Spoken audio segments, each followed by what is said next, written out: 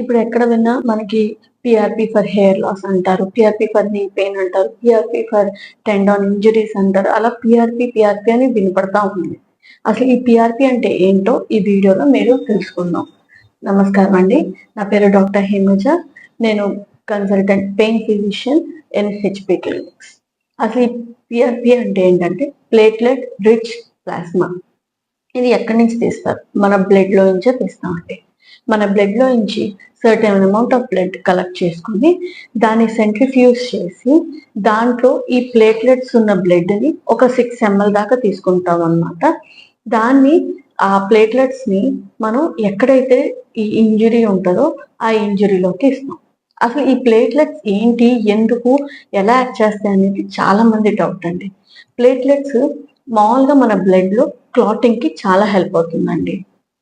ఇప్పుడు ఈ platelets activate అయినప్పుడు గ్రోత్ ఫ్యాక్టర్స్ అనే ప్రోటీన్స్ ని రిలీజ్ చేస్తాయి. ఈ గ్రోత్ ఫ్యాక్టర్స్ ఏంటంటే హీలింగ్ కి హెల్ప్ చేస్తాయి అన్నమాట.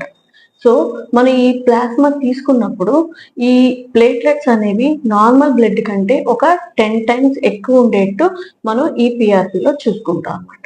ఈ పిఆర్పి అప్పుడు ఎక్కడైతే ఇంజరీ ఉంటుందో అక్కడ ఇచ్చినప్పుడు ఈ హీలింగ్ ఫ్యాక్టర్స్ వెళ్ళి యాక్ట్ చేస్తాయి అన్నమాట.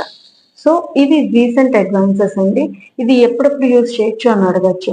ఇది నీ పెయిన్, ఆస్టియో ఆర్థరైటిస్ వల్ల వచ్చిన నీ పెయిన్ కానీ, మన కార్టిలేజ్ అరుగుదల ఉన్నప్పుడు ఈ హీలింగ్ ఫ్యాక్టర్స్ అక్కడ ఇచ్చినప్పుడు ట్రీట్ అవుతుంది. టెండాన్ ఇంజరీస్ అని, ఎక్లిస్ టెండినోపతి అని, ప్లాంటార్ ఫేషియైటిస్, నెక్ పెయిన్స్, ఇలాగా మరిన్ని మజిల్ పార్షియల్ టేర్స్ ఉన్నప్పుడు కానీ, పార్షియల్ లిగమెంట్ ఏసియల్ టేర్స్, ఇలా చాలా వాటిలో ఇవ్వచ్చండి.